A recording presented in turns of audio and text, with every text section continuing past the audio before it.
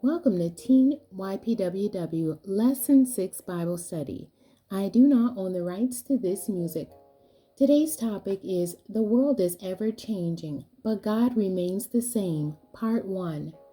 The lesson text is coming out of 1 Samuel chapter 1, 1 Samuel chapter 2, Hebrews chapter 10, verses 22 through 24, and 1 Corinthians chapter 10, verses 12 through 14. This is the King James reading of 1 Samuel chapter 2. And Hannah prayed and said, My heart rejoices in the Lord. My horn is exalted in the Lord. My mouth is enlarged over my enemies, because I rejoice in thy salvation. There is none holy as the Lord, for there is none beside thee. Neither is there any rock like our God. Talk no more so exceeding proudly. Let not arrogancy come out of your mouth, for the Lord is a God of knowledge, and by him actions are weighed. The bows of the mighty men are broken, and they that stumbled are girded with strength. They that were full have hired out themselves for bread, and they that were hungry ceased, so that the barren hath borne 7, and she that hath many children is waxed feeble. The Lord killeth and maketh alive. He bringeth down to the grave and bringeth up. The Lord maketh poor and maketh rich. He bringeth low and lifteth up. He raiseth up the poor out of the dust, and lifteth up the beggar from the dunghill, to set them among princes, and to make them inherit the throne of glory. For the pillars of the earth are the Lord's, and he hath set the world upon them.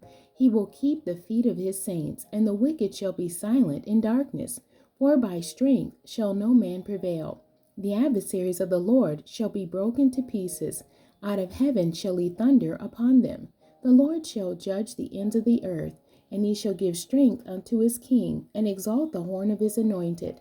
And Elkanah went to Ramah to his house, and the child did minister unto the Lord before Eli the priest. Now the sons of Eli were sons of Belial. They knew not the Lord.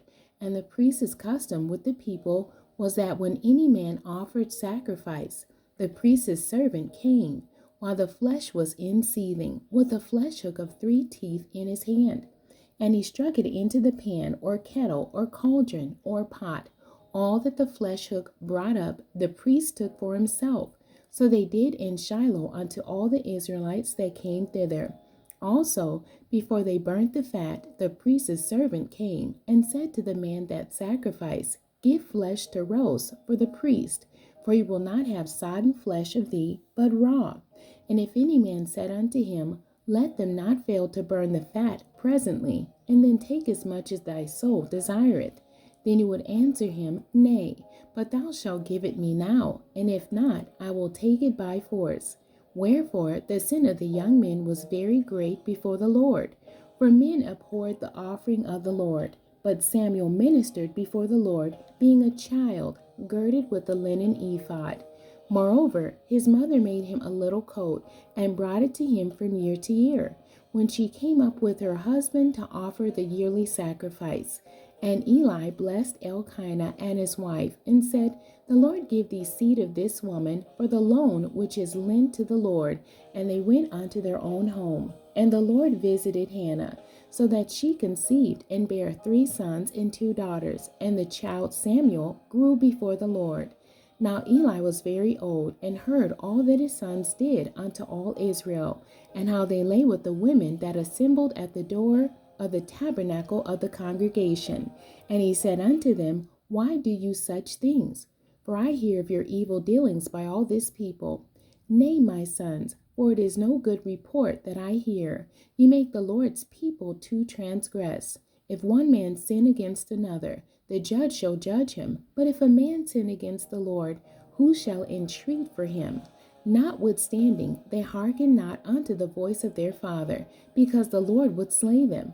And the child Samuel grew on, and was in favor both with the Lord and also with men.